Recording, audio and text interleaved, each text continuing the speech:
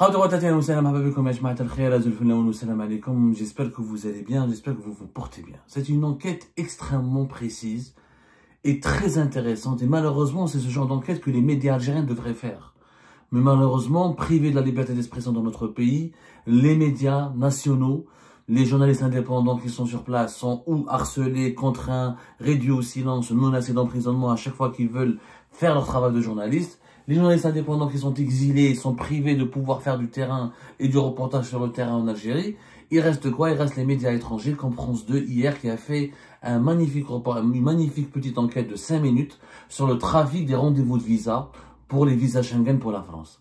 Un sujet d'une grande actualité qui touche tout le monde et qui fait des milliers de victimes en Algérie, puisque des réseaux parallèles, un véritable marché noir des rendez-vous de visa ou des rendez-vous visa pour la France, comme l'a dit France 2, comme l'a si bien décrit France 2, a vu le jour en Algérie. C'est des milliards de centimes qui sont brassés chaque année, c'est des milliers d'euros, pour ne pas dire des millions d'euros. C'est un trafic de plusieurs millions d'euros par an et qui fait des centaines et des milliers de victimes parce que les Algériens et les Algériens sont rackettés par des véritables réseaux mafieux qui les obligent à acheter un rendez-vous pour pouvoir déposer leur demande de visa Schengen pour la France, alors que c'est illégal. La prise de rendez-vous, elle est censée être gratuite, elle n'est pas censée faire l'objet de business. Le consulat général de France à Alger ne cesse de le répéter, la procédure elle est gratuite.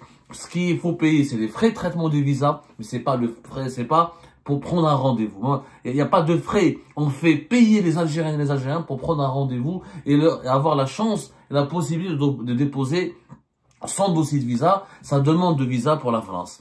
Les autorités françaises ont dénoncé et les autorités algériennes laissent faire ce trafic. Où est la gendarmerie algérienne? Où sont les services de sécurité? Où est la police algérienne? Où sont les services secrets? Un trafic parallèle, un véritable marché noir, des milliers d'euros, des milliers d'euros par mois et des millions d'euros par an. Et des victimes, beaucoup de victimes, des Algériens qui doivent aller se soigner à l'étranger, qui doivent aller étudier à l'étranger, qui doivent aller voir leurs parents en urgence à l'étranger, ben ils sont rackettés par des réseaux. Qu'est-ce qui a été dit par France 2 hier, le 27 mars 2025? Obtenir un visa pour la France en Algérie est devenu un parcours du combattant. Ça, on le sait. Chaque jour, 1200 demandes de visa sont déposées par des Algériens pour un voyage en France. Que ce soit pour le tourisme, pour un motif médical, ou pour un motif de travail, pour un motif familial, ou pour un motif d'affaires. Mais malheureusement, pour déjà déposer sa demande de visa, en fait, auparavant, en Algérie, c'était l'obtention du visa qui était compliqué, qui était un luxe, ou qui était un privilège ou une chance. Aujourd'hui, ce n'est même pas l'obtention du visa, c'est comment avoir le rendez-vous qui permet aux Algériennes et aux Algériens de déposer leur demande de visa auprès de ces opérateurs d'externalisation qui sont VFS ou TLS Contact. Ils devront changer puisque normalement, juste après les Eid, à partir du 8 avril 2025, il y aura un autre opérateur d'externalisation qui va remplacer VFS Global à Alger et TLS Contact à Annaba et Roland. Il s'agit de Kabago International. Est-ce qu'avec Kabago ce sera différent? On ne sait pas, on le saura. Accordons le bénéfice du doute, ils n'ont même pas encore commencé. Mais déjà, avec VFS et TLS Contact VFS Global, le problème n'a jamais été réglé. Depuis 2008, ce sont TLS Contact ou des VFS Global. Bon, en Algérie, depuis 2008, c'est la diplomatie française. L'État français a externalisé ce qu'on appelle les opérations de collecte, des demandes de visa. Pour le visa Schengen, pour le visa français, les opérations de collecte et de traitement des demandes de visa Schengen ont été externalisées depuis 2008. En Algérie, on a commencé normalement à partir de 2011-2012. On en a déjà parlé sur Algérie Part. Mais en tout cas, VFS Global, TLS Contact font partie du paysage, mais ils sont eux-mêmes incapables de régler ce problème, de trouver de lutter contre une véritable mafia qui revend, qui réserve des rendez-vous sur les plateformes de TLS Contact de VFS Global pour les dépôts de demande de visa et qui ensuite revend ces créneaux horaires à des demandeurs algériens, des pauvres, des simples mortels qui n'arrivent pas à accéder qui n'arrivent pas à prendre rendez-vous en faisant leurs propres recherches sur les plateformes de TLS Contact ou de VFS Global. Donc, ce qui devient quoi? Ça devient un cauchemar, puisque le reportage de France 2 montre bien comment, l'enquête de France 2 montre bien comment des Algériens et des Algériens mettent des fois 3 mois pour trouver un rendez-vous. Sur le site, tout est saturé. Qu'est-ce qui se passe? Des agences de voyage, ils payent des informaticiens habiles et rusés. France 2, elle a fait avec une cartographie, elle a recensé 104 agences de voyage, rien que dans la banlieue d'Alger. 104 Agence de voyage, rien que dans la banlieue d'Alger, dans la région d'Alger. On ne parle pas de ces autres agences à Oran, à Constantine, ou à Annaba, ou à Bjaya en Kabylie, ou Tizi Ouzou, qui revendent, qui font la revente des créneaux de rendez-vous de visa. C'est directement, c'est sur sur votre CNIS, sur les réseaux sociaux, sur TikTok, sur Facebook, même c'est devant les services de sécurité en Algérie, la police, la gendarmerie, n'a même pas besoin de faire une enquête. Les agences de voyage, les agences privées, c'est sur leur devanture, sur leur vitrine, ils inscrivent rendez-vous, prise de rendez-vous de visa, revente de rendez-vous de visa. Et ça, c'est un trafic qui se fait à large échelle, au vu et au su des autorités algériennes qui n'agissent pas, qui laissent faire ces mafieux. Alors, un rendez-vous peut être vendu entre 4500 dinars jusqu'à 20 000 dinars. C'est-à-dire entre 31 et 138 euros. Il y a même des services spécialisés, des agences encore plus spécialisées qui recourent encore une fois à parce qu'il y a deux types de manières, il y a deux façons d'obtenir des rendez-vous de visa, où ces agences de voyage se connectent toute la nuit, dès qu'il y a des ouvertures de créneaux horaires, elles prennent les créneaux, ensuite elles les revendent très rapidement. C'est illégal et c'est du trafic, ou certains agents de voyage recourent à des hackers, ça a été montré sur France 2, c'est impressionnant comment des hackers, ils utilisent des algorithmes et une certaine méthode des outils informatiques pour détourner les rendez-vous, pour les réserver pour eux-mêmes, et là, cette obtention du créneau horaire et le traitement du dossier peuvent être facturés jusqu'à 35 000 dinars, 242 euros.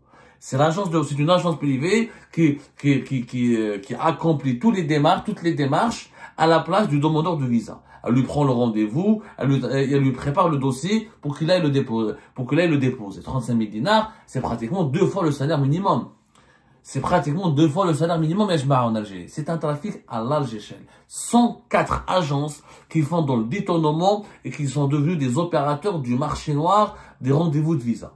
104 des rendez-vous de visa. Je dis bien le marché noir des rendez-vous de visa. Ça a été d'ailleurs intitulé, l'enquête de France 2 a été d'ailleurs titrée, elle a été intitulée ainsi, le marché noir des rendez-vous de visa pour la France, un business lucratif sur fond de détresse. C'est bien fait. C'est franchement bien fait. Qu'est-ce qui empêche les médias algériens de faire ce travail? Pas des médias. On a des toutous. Ou là, on a des perroquets. Les médias algériens, ils disent ce que la PS dit, ce que le gouvernement dit, ce que Tebboune dit, ce que Chengreha dit. C'est des relais du pouvoir. C'est des relais de propagande. Mais un tel sujet, il n'y a pas de politique. Et on va pas dénoncer Tebboune. On va pas dire oui au Hirak. On va pas toucher à Chengreha. On va pas toucher à l'ami. Pourquoi ne pas parler d'un tel sujet? C'est un sujet extrêmement important. C'est important. C'est important. C'est un trafic. Il y a des gens qui doivent demander le visa pour aller se soigner, pour aller étudier. Ils sont obligés de passer par des racketteurs. Pour moi, c'est du racket. C'est du racket. C'est du racket.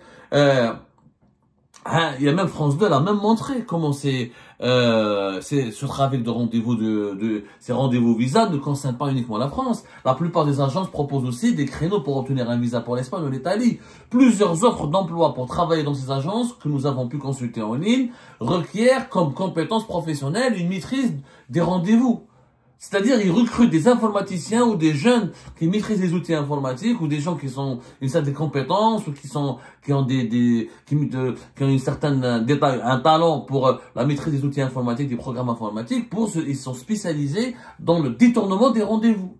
Alors que les rendez-vous à nous, normalement, les plateformes de TLS Contact de VFS Global, ils ont échoué, TLS Contact et VFS Global ont échoué magistralement à protéger leur plateforme contre ces prises de rendez-vous, ces détournements de rendez-vous, normalement, c'est ouvert à tout le public. C'est pas un business.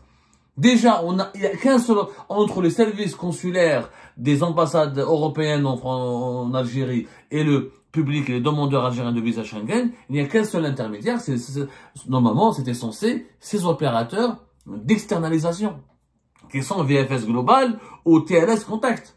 Là, aujourd'hui, le pauvre demandeur algérien, il a plusieurs intermédiaires. Là, le TLS Contact, VFS Global, l'agence de voyage, ou derrière l'agence de voyage, il y a des informaticiens qui facturent eux-mêmes leurs services à l'agence de voyage. C'est terrible. C'est terrible, des cybercafés. Des cybercafés. En Algérie, de nombreux cybercafés ont également ajouté ce service à leur carte. La prestation rendez-vous visa est parfois affichée en vitrine. Entre autres, des offres de reliure de documents et des annonces pour des photocopies. Ils ont même, France 2, elle a même contacté un cybercafé à Dalaria, et elle a enregistré, etc. Et tout est expliqué. Le patron du cybercafé nous annonce un tarif de 10 000 dinars, soit la moitié du salaire minimum algérien. Ce prix qui inclut le formulaire, une réservation d'hôtel pour justifier le déplacement, et le même pour une première demande, et non un renouvellement de visa, contrairement aux pratiques officielles en vigueur. Rien que dans la région d'Alger, il y a 25 cybercafés qui proposent ce service, à savoir des créneaux pour les rendez-vous de visa et des démarches pour faire la demande de visa. C'est illégal. C'est illégal. Et ça, ce sont des bandes mafieuses qui ont provoqué, malheureusement, le verrouillage des plateformes de VFS Global de TLS Contact. Par exemple, France 2 a montré comment sur YouTube, des centaines de vidéos sont disponibles gratuitement et propose des tutoriels pour installer des scripts, autrement dit des programmes informatiques, dans son ordinateur. Parmi eux, certains permettraient de passer les restrictions de sécurité, de valider plus rapidement l'étape du selfie, ou encore de rafraîchir automatiquement les pages de prestataires pour détecter les créneaux avant tout le monde.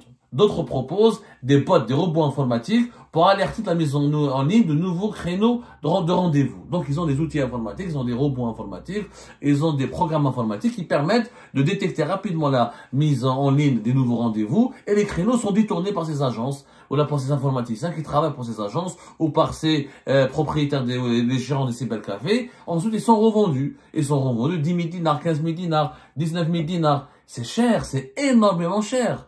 Et c'est injustifiable, c'est injustifiable, c'est énorme, c'est un véritable trafic. Les gens sont déprimés, les gens sont en détresse, les gens sont obligés de payer des sommes conséquentes, faramineuses. Alors pourquoi les autorités algériennes ne font pas des enquêtes? Je veux dire, on arrête, on s'acharne sur le vendeur de bananes, on s'acharne sur le vendeur de la tomate, on s'acharne sur comment ça s'appelle ça, sur les personnes qui vendent des produits alimentaires, sur les commerçants des produits alimentaires de large consommation, et on laisse ces agences de voyage, ces cybercafés, détourner des rendez-vous de visa, etc.